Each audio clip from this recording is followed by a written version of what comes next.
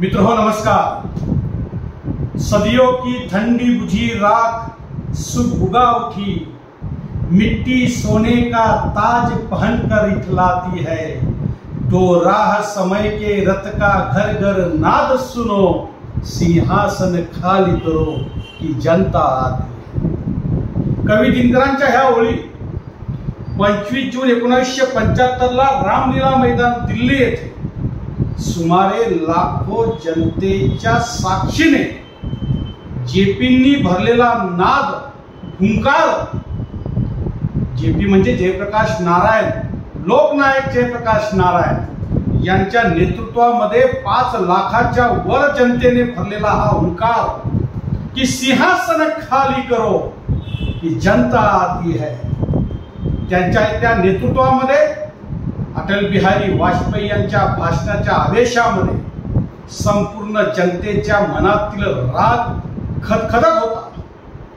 लोकतंत्राच्या बचावासाठी ही जनता रस्त्यावर आलेली होती। सत्तेचा अंधाधुंद झालेला गर्व, सत्तेमध्ये सिस्टीमचा त्या ठिकाणी झालेला वापर, त्याचप्रमाणे भ्रष्टाचार, महागाई या विविध विषयांनी त्रस्त झालेली जनता लोकनायक जेपींच्या नेतृत्वाखाली लाखोंच्या संख्येने रामलीला मैदानामध्ये आलेली होती।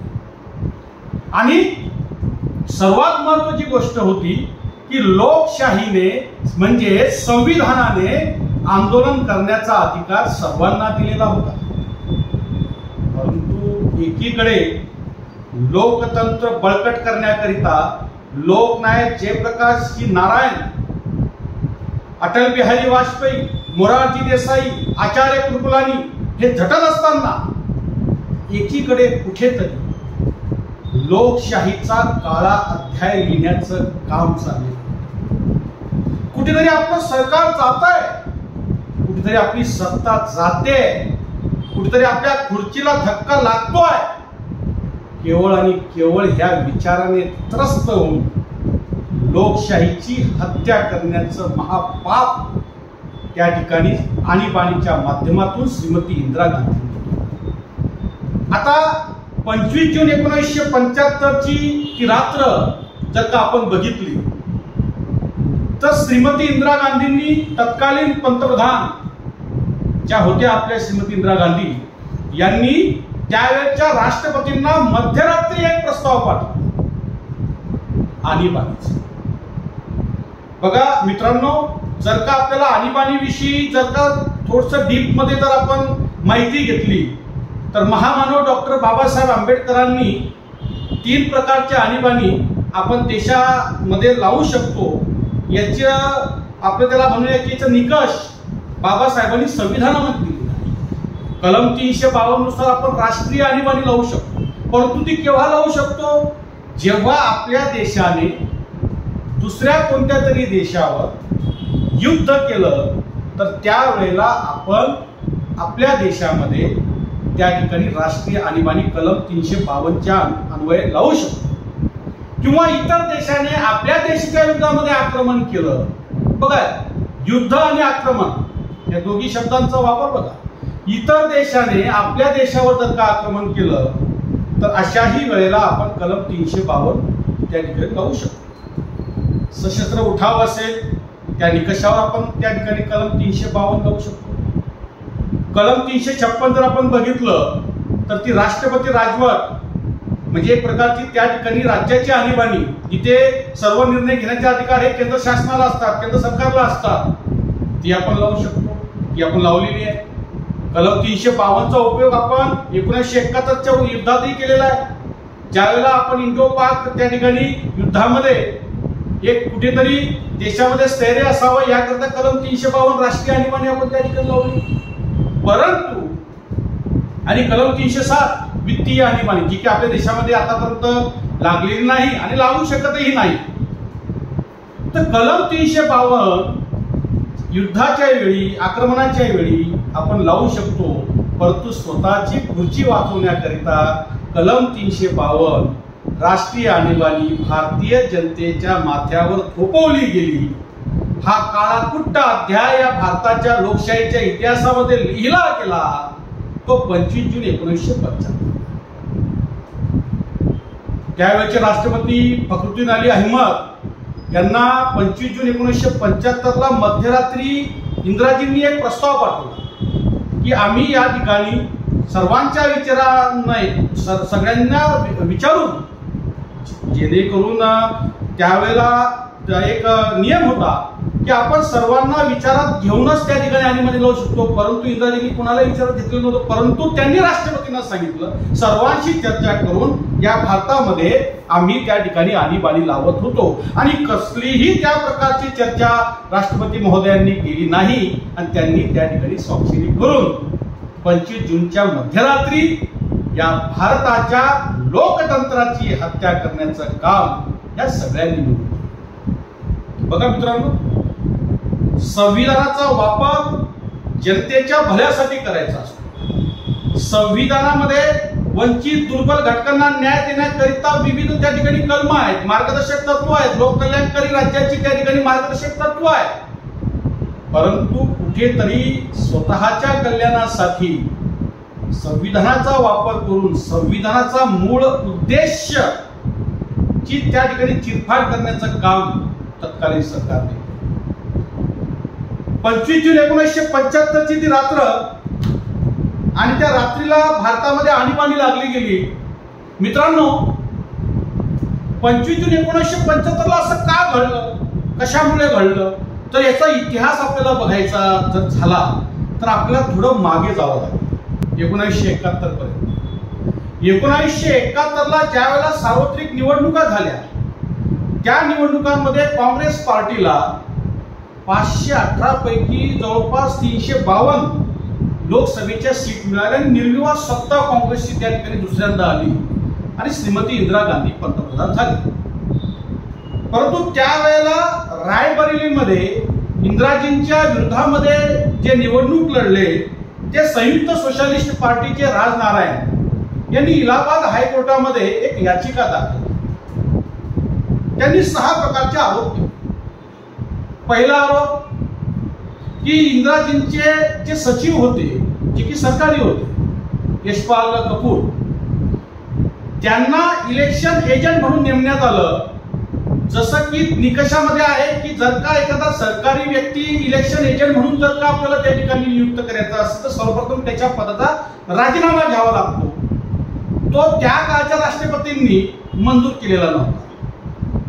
दुसरा आरोप होता स्वामी अद्वैतानंद यांना इंदिराजींनी राजनारायणची मतं खाण्याकरता एक डमी उमेदवार म्हणून त्या ठिकाणी उभं केलेलं होतं, त्याचा खर्च वगैरे देऊन. हा दुसरा आरोप. तिसरा आरोप होता मतदारांना साहित्य वाटप करण्यात आलं. चौथा आरोप होता वायुसेनेच्या विमानाचा गैरवापर त्या माध्यमातून इंदिराजींनी केला. आणि 6वा आरोप होता की निर्धारित जो काही खर्च होता, जो खर्चाची सीमा असते आपलं इलेक्शन आपलं राबवण्याकरता, त्या निर्धारित खर्चापेक्षा जास्त खर्च इंदिराजींनी त्या काळच्या निवडणुकीमध्ये केलेला होता. या 6 आरोपांवर राजनारायण यांनी इलाहाबाद हायकोर्टामध्ये एक याचिका दाखल केली. त्याचा निकाल 12 जून 1975 ला जस्टिस जगमोहनलाल सिन्हा यांच्या माध्यमातून देण्यात आला. बघा, न्यायालय पुराव्याच्या माध्यमातून आपला निकाल देत असते, आणि न्यायालयाचं स्वातंत्र्य आपण आपल्या संविधानाने मान्य केलेलं आहे, जनतेने मान्य केलेलं आहे, नेत्यांनी मान्य केलेलं आहे. जर जस्टिस जगमोहनलाल सिन्हा यांनी जर का निर्णय दिलेला आहे, तो काय दिलेला आहे ते पुढे सांगतो तुम्हाला, तर तो सिन्हांनी दिलेला नसून तो हायकोर्टाने निर्णय दिलेला आहे. त्याचं पालन आपल्या सर्वांनी करणं त्या ठिकाणी करत आहे, जे की झालंच पाहिजे होतं. तर सिन्हा साहेबांनी, जस्टिस सिन्हा साहेबांनी एक निकाल दिला जो इलाहाबाद हायकोर्टामध्ये राजमोहन यांनी दाखल केला होता, राजनारायण यांनी. कोर्ट सांगताय की हे जे 6 आरोप राजनारायण यांनी लावलेले आहेत त्यापैकी 5 आरोप आम्ही खारिज करतो, परंतु सरकारी मशिनरीचा वापर त्या ठिकाणी इंदिराजींनी केला, याच्यात तथ्य आहे, याच्यात पुरावे मिळालेले आहेत. आणि या पुराव्याच्या माध्यमातून इंदिराजींना आम्ही 6 वर्ष इलेक्शनच्या संदर्भामध्ये बंदी आणू आणि त्यांना पंतप्रधान पदावर राहता येणार नाही, त्यांचं सर्व केलं. बघा, आता आता न्यायालयाने निर्णय दिल्यानंतर न्यायालयाच्या निर्णयाचा आदर करणं क्रमप्राप्त आहे, आदर केलाच पाहिजे आपण सर्वांनी, जेणेकरून एक आदर्श इतिहास त्या ठिकाणी मानला जातो आणि न्यायपालिका ही पुढ्यावर काम करते, निकाल पारदर्शी होता. पण काय असतं, ज्या वेळेला आपल्याला सत्तेची सवय झालेली असते, सत्ता म्हणजे आपण, त्यावेळेला एक नारा होता, India is Indira and Indira is a India. त्यांचे DK बरुआ त्यांचे अध्यक्ष होते, काँग्रेसचे अध्यक्ष, त्यांनी नारा दिलेला होता. त्याचप्रमाणे इंडिया म्हणजे इंदिरा आणि इंदिरा म्हणजे इंडिया हे तत्वच त्यांना त्या ठिकाणी मान्य असल्यामुळे त्यांना सत्ता सोडायची नव्हती. मग आता करायचं काय? मग अशा वेळेला इंदिराजींचं निवासस्थान होतं एक सफदरजंग रोडला, एक आपत्कालीन बैठक इंदिराजींनी बोलवली. आता करायचं काय? त्यावेळेला लोकसभा अध्यक्ष, काँग्रेसचे अध्यक्ष DK बरुआ हे त्या मीटिंगमध्ये उपस्थित होते. त्यांनी सांगितलं इंदिराजींना की आपण असं करूया की आपण, म्हणजे इंदिराजींनी काही काळापुरता अंतिम निकाल येईपर्यंत काँग्रेसचं राष्ट्रीय अध्यक्ष व्हावं आणि मी म्हणजे DK बरुआ हे स्वतः पंतप्रधान पदासाठी त्या ठिकाणी पुढे येतील.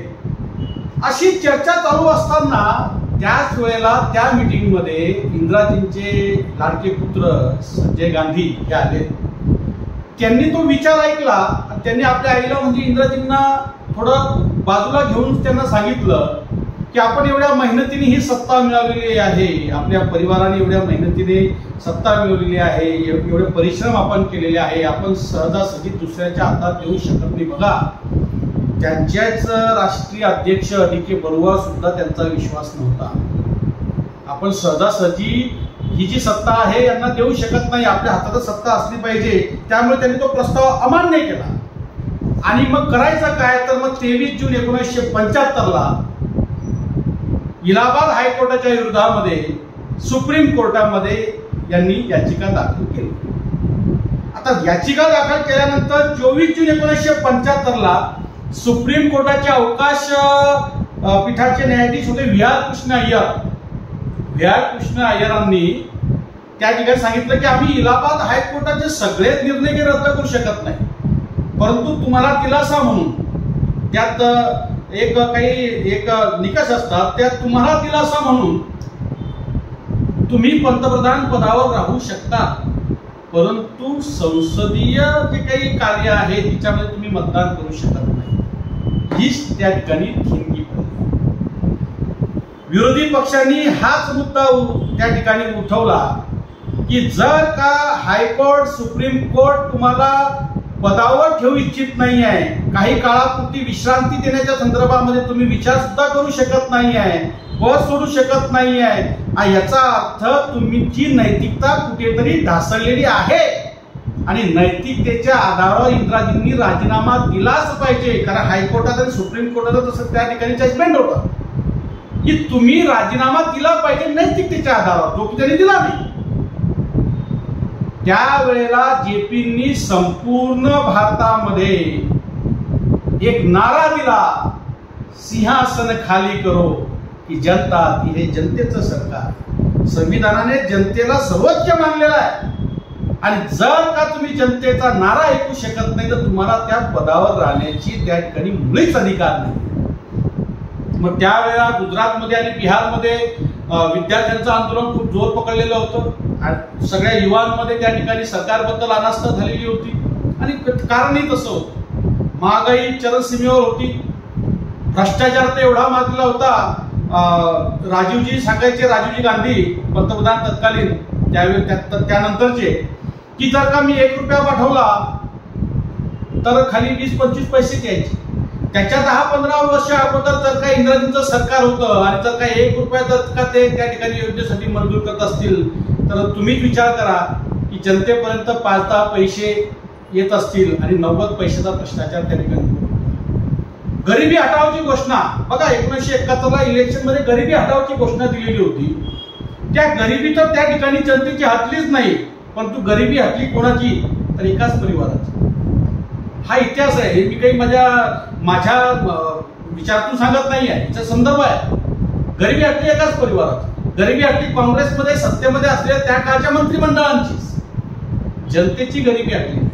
जनता ही ओळखून होती, म्हणून जनता रस्त्यावर होती. तेव्हा काही इंटरनेट किंवा मग सोशल मीडिया असे काही भाग नव्हता की सोशल मीडियाच्या माध्यमातून एक ट्रेंड सेट केला जाईल, नॅरेटिव्ह सेट करून त्या ठिकाणी जनता रस्त्यावर येईल, असं काहीच नव्हतं. जनता होरपडलेली होती, महागाईमध्ये होरपडलेली होती, भ्रष्टाचारामध्ये होरपडलेली होती, सत्तेचं त्या ठिकाणी अंधाधुंद मातेला सत्तेचा अहंकारामध्ये होरपडलेली होती, म्हणून जनता त्याकाळी रस्त्यावर होती.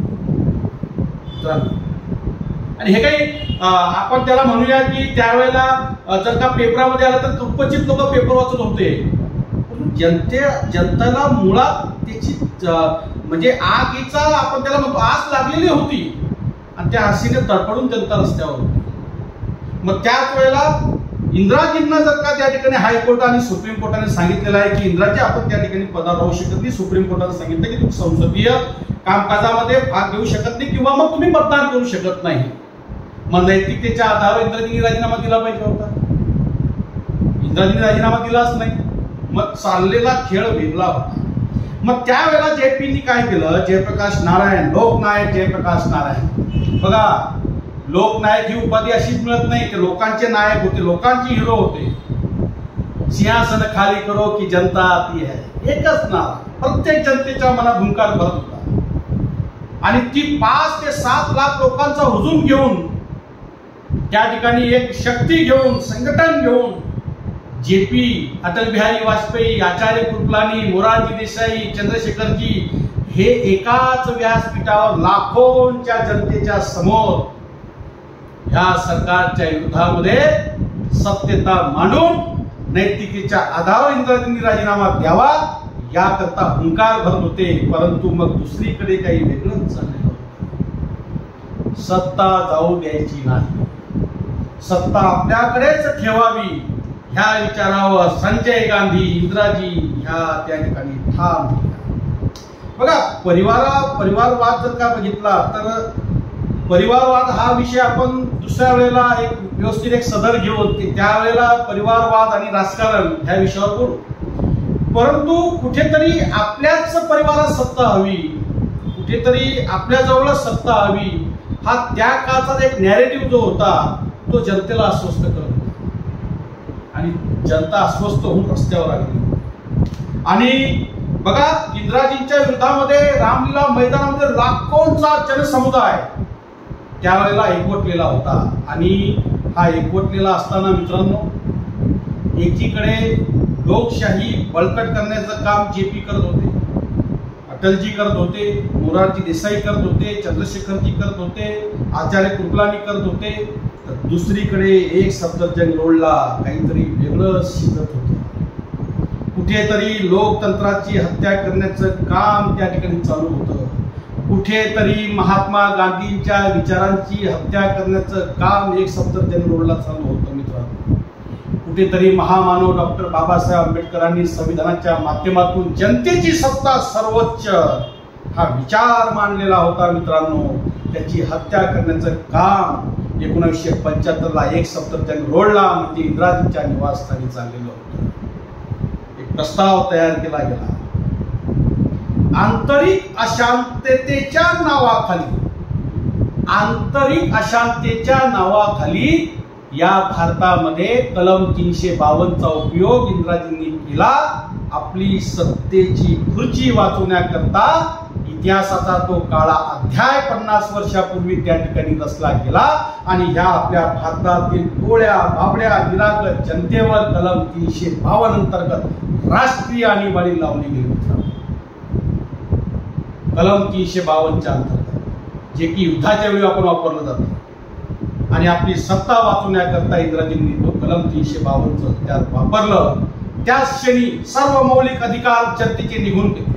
रात्रीला म्हणजे 11:45ला फखरुद्दीन अली अहमदांनी तिच्यावर स्वाक्षरी केली. 12:15ला 12 वाजून म्हणजे 12:15ला जेपींना घरातून उचललं गेलं. लोकनायक जयप्रकाश नारायणांना त्यावेळेला इंटरनेटवर काही नव्हतं, काहीच कुणाला माहित नव्हती की काय झालं, कुठे काय झालं, काहीच माहित नाही. अटलजींना त्या ठिकाणी अरेस्ट केली गेली, त्या ठिकाणी जेपींना केली गेली, आचार्य कृपलानींना केली गेली, चंद्रशेखरजींना केली गेली, महाराष्ट्रातल्या तमाम नेत्यांना, विरोधी नेत्यांना त्या ठिकाणी अटक केली गेली.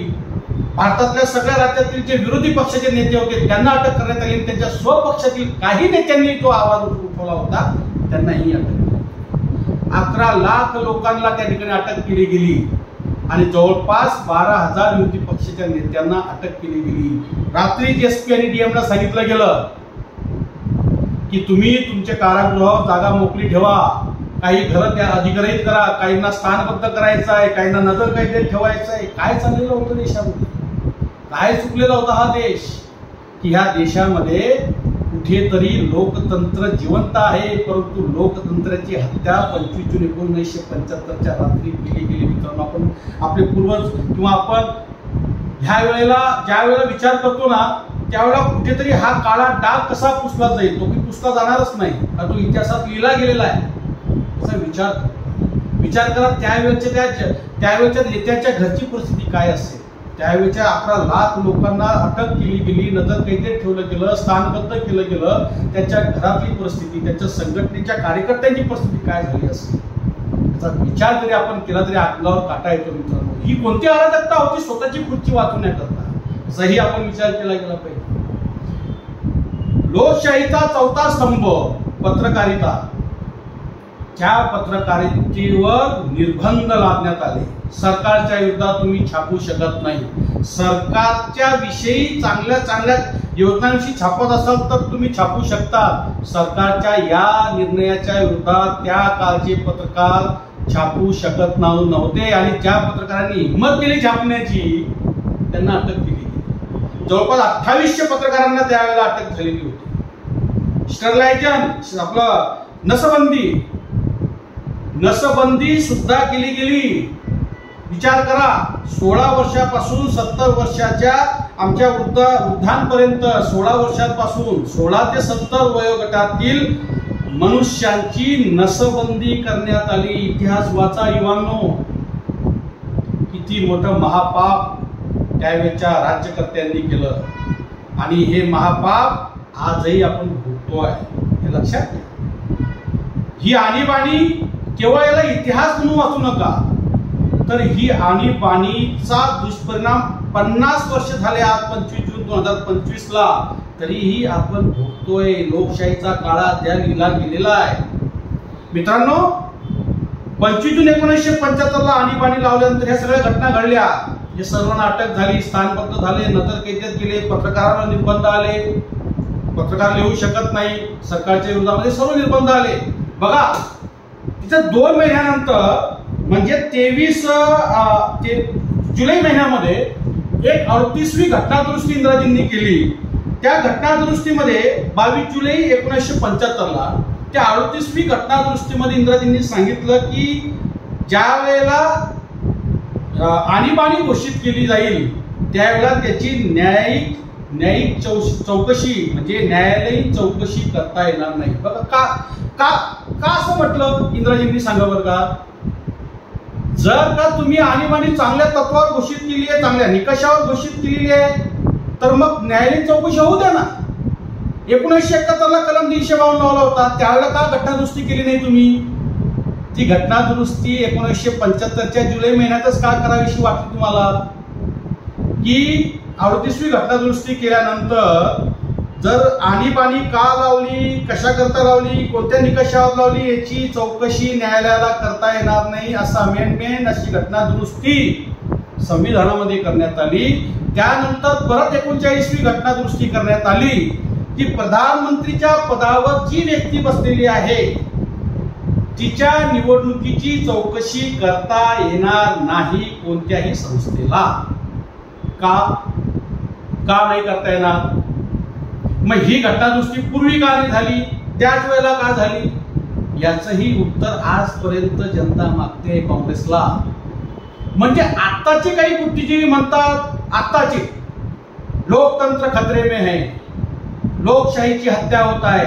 यांना मला असं वाटतं जर का खरोखर टाइम ट्रॅव्हलचं मशीन असेल तर यांना 25 जून 1975च्या त्या दिवस आणि रात्रीचं साक्षीदार म्हणून पाठवा की लोकतंत्राची हत्या कशी होते, तेव्हा त्यांना कळेल. पत्रकारांना कसं छळलं गेलं, लोकशाहीचा चौथा स्तंभ कणखर पत्रकारिता, त्याने कसं छळलं गेलं तेव्हा आताच्या बुद्धिजीवींना कळेल. मित्रांनो, 25 जून 1975 ही एक काळ रात्र होती आणि 26 जून 1975 पासून विरोधी पक्षांचा तो अनन्वित छळ झाला. अनेक कार्यकर्त्यांचा, अनेक संघटनेच्या पदाधिकाऱ्यांचा मिसा अंतर्गत त्या ठिकाणी अटक करण्यात आली. 11 लाख लोकांना अटक करण्यात आली. हजारो लोकांना त्या ठिकाणी विरोधी पक्षाच्या लोकांना स्थानबद्ध नजर कैदेत ठेवण्यात आलं. काय काय छळ झाला त्यांचा, पत्रकारांचा. आपण शब्दाने त्या ठिकाणी सांगू शकत नाही मित्रांनो. म्हणून युवांनो, आणि आताच्या जे म्हणतात की आता लोकतंत्र खतरे में आहे, सांगा बरं काय लोकतंत्र खतरे में? अभिव्यक्ती स्वातंत्र्य सगळ्यांना आहेच. त्या ठिकाणी देश हा एक चौथ्या अर्थव्यवस्थेकडे चाललेला आहे.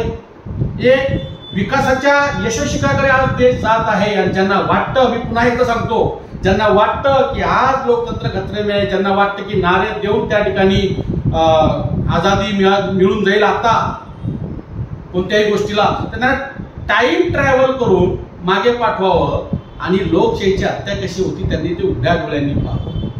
जेपी जे लोकनायक होते, लाखोंच्या जनतेचं नेतृत्व करत होते, त्या जेपींना रात्रभर त्या ठिकाणी जेलमध्ये राहावं लागलं. आणि जवळपास 21 महिने मित्रांनो, 21 महिने आणीबाणी लादली गेली होती. 21 महिने. 21 मार्च 1977 ला आणीबाणी समाप्त झाली होती. परंतु 21 महिन्याचा कालखंड होता मित्रांनो. तो नेत्यांसाठी, विरोधी पक्षाच्या नेत्यांसाठी त्या ठिकाणी एक नरक यातना भोगणारा होता.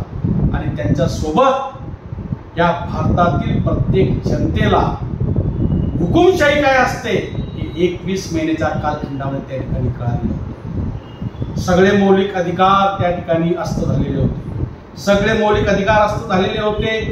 कुठल्याही प्रकारची यंत्रणा कार्यान्वित नव्हती. सिस्टीम मध्ये फक्त सत्तेमध्ये असलेले लोकच त्या ठिकाणी सिस्टीम हलवत होते.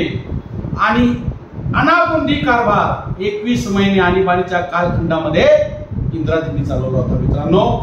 हा काळा अध्याय न पुसता येणारा आहे. परंतु संविधान जर का आपल्याला आपल्यासारख्या युवांना वाचवायचं असेल तर एकजुटीने, पुनश्च एकदा एकजुटीने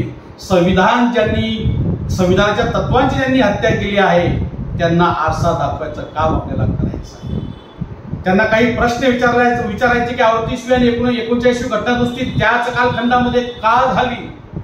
का नाही तुम्ही सुप्रीम कोर्टाचा आणि हायकोर्टाचा निर्णय मान्य केला? का तुम्ही रात्री 12 वाजता ज्या वेळेला कॅबिनेट मंत्र्यांचीही विचारणा केली नव्हती, कॅबिनेट मंत्र्यांनाही विचारणा केलेली नव्हती इंदिराजींनी की आपल्याला आणीबाणी लावायची आहे, जे की विचारावं लागतं नियमानुसार, ते विचारलेलं नव्हतं. का नाही विचारलं याचंही उत्तर आज काँग्रेसला आपल्याला विचारायचं काम आहे, कार्य आहे. अनेक प्रश्नांची उत्तरं आताच्या काँग्रेस पार्टीलाही द्यावी लागतील. जे म्हणतात की आता लोकतंत्र खतरे में आहे त्यांना ह्या प्रश्नांची उत्तरं द्यावी. आणि लोकतंत्र केव्हा खतरेमध्ये होतं, लोकतंत्र केव्हा त्या ठिकाणी अडचणीत होतं हे त्याचं उत्तर तेच देतील. आणि त्याच्या मनामध्ये पण आहे, पण ते बोलू शकत नाही. कारण शेवटी त्यांच्या पक्षाची विचारधारा त्यांना घेऊन चालायची आहे. आपल्याला इथे पक्षाची विचारधारा कोणत्या प्रकारे घेऊन चालायचं नाहीये, तर आपल्याला संविधानाची विचारधारा घेऊन चालायचं आहे, संविधानाचे तत्व घेऊन चालायचं आहे. महामानव डॉक्टर बाबासाहेब आंबेडकरांनी अभिव्यक्ती स्वातंत्र्याच्या माध्यमातून जे त्या ठिकाणी आपली निर्णय क्षमता लोकांसमोर प्रकट करण्याचा त्या ठिकाणी हत्यार दिलेला आहे, त्याचा योग्य उपयोग आपल्याला त्या ठिकाणी करायचा आहे आणि सत्याचा आरसा त्या ठिकाणी समोर करायचा आहे.